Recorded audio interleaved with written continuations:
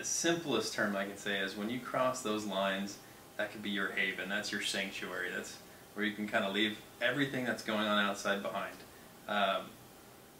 Sometimes you can't, though.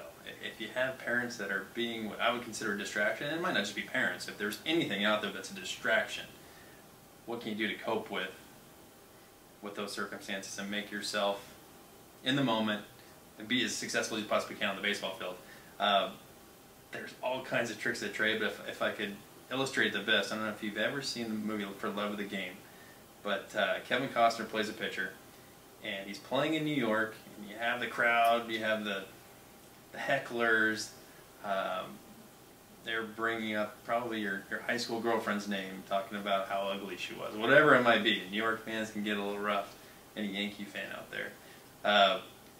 What he does something called clear the mechanism. So he just zones in on what he's doing, and everything else fades away and just kind of turns into white noise. And so I've seen multiple occurrences with individuals where they'd either talk to themselves, they would have a conversation. It might sound very bizarre, but you might just distract yourself from those distractions, if that makes any sense. And just make sure that you're in a comfortable place, whatever it does, whatever it takes to do that. I'll never forget, as a catcher, you're very, very close to the stands, and I would have people constantly jumping in my ear. That could be a parent, that could be an opposition's parent, could be a fan, could be anybody.